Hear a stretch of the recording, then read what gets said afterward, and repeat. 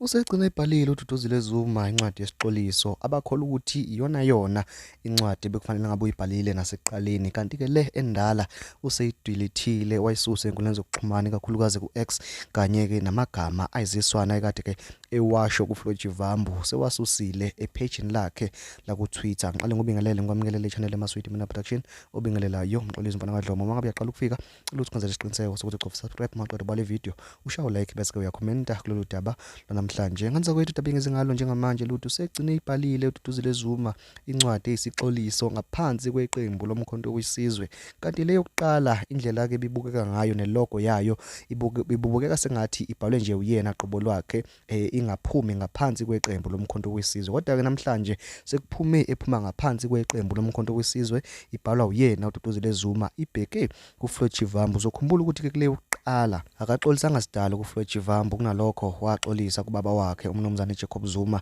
kanye-ke nabaholi kanye namalunga eqembu lomkhonto wesizwe, nakhona exolisa ngendlela akhulume ngayo, exolisa ngokuthi usuke wayobhala ko-Facebook noma-ke usuke wayobhala esikhundleni zokuxhumana ikakhulukazi ku-Twitter wangaya ukuyokhala ngoFlotjivambu ngqo kubanikazi noma-ke kulabo abahola iqembu. Ilokho kahle kahle kade-ke ekuxolisa igama nje lika-SG noma-ke igama lakhe uFlotjivambu akaliphathanga sidalo, nanokuthi-ke uyaxolisa ngamagama akawashilo cha akakwenzanga lokho. Kodwa-ke namhlanje usebhaleke le ephuma ngaphansi kweqembu lomkhonto wesizwe ekuveza futhi ekucacisa ukuthi uxolisa kuyena SG weqembu uFlotjivambu, uxolisa futhi-ke nakumnumzane Jacob Zuma nabo bonke abaseka iqembu lomkhonto wesizwe, exolisa ngamagama akawasho kuFlotjivambu. Akaxoliseli nje indlela akawasho ngayo kodwa uxolisela amagama akawasho, uxolisela ukuthi-ke wamthuka wadicelela phansi nesithunzi sakhe, uthi-ke uyaqonda ukuthi lokho akwenzile bekungamele akwenze. Ubeke suka-ke lapho wabeke seyidelitha-ke le ncwadi yasekuqaleni,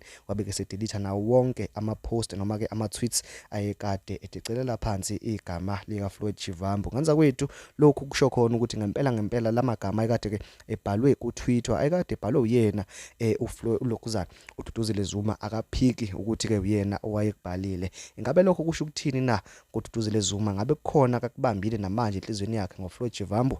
Ngelinye ilanga mhlawumbe uyophinda kuveze, baningi abantu abafuna ukwazi ukuthi ngempela ngabe imbangela yokuthi-ke asiphathe ngalolu hlobo ingabe yini. Ngicela ukuthi ihlangane ema-comments ungitshele ukuthi wena ucabangani ngalokhu bese ngenza isiqiniseko sokuthi uyalike futhi-ke uyasubscribe. Asidibane nakwividiyo elandelayo. Ngiyabonga.